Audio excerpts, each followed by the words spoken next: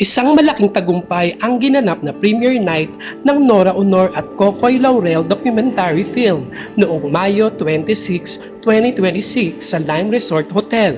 Dinagsa ng mga tapat na tagahanga at pamilya ang espesyal na pagtitipon na ito na nagsilbing emosyonal na pagpupugay sa walang kupas na pamana at twin flame na koneksyon ng dalawang haligi ng pelikulang Pilipino. Idinaos ng event ilang araw matapos ang kaarawan ng superstar noong May 21. Naging pagkakataon ito para sa mga Noranians at tagahanga ng kanilang tambalan na gunitain ang alaala ng dalawang yumaong artista.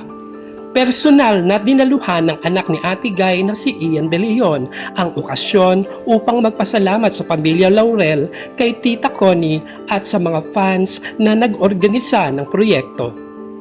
Bukod sa panonood ng dokumentaryo, ipinakita rin sa publiko ang isang painting ni Nora Honor na mismong si Kokoy Laurel ang gumuhit. Ayon kay Ian De Leon, nakatakda itong ilagay sa planong Nora Honor Museum kasama ang iba pang memorabilia tulad ng mga gown at tropeyo ng superstar.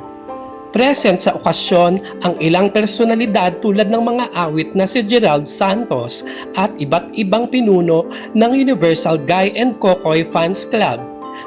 Isa rin sa pinaka-highlight ng okasyon ay ang pag-aabot ng Universal Guy and Kokoy Fans Club ng 500,000 na donasyon sa Nora Honor Foundation upang magamit sa mga proyekto nito, partikular sa nakaplanong museum.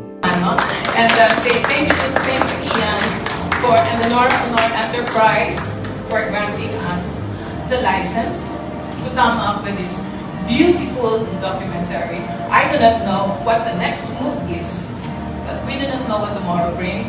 But the purpose of this is to raise funds for the Nora Honor Museum. Okay, thank you so much. We now have the symbolic turnover of the 500,000 pesos to the Nora Honor Enterprise and the Nora Honor Foundation, and the turnover of the deed of donation. Actually, I signed in your behalf.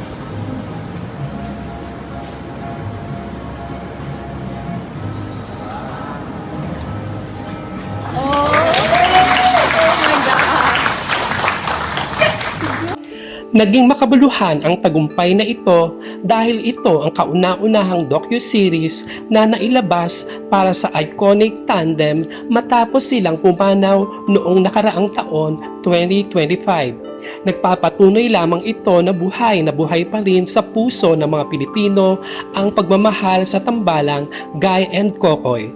Maraming salamat sa panonood at hanggang sa muli.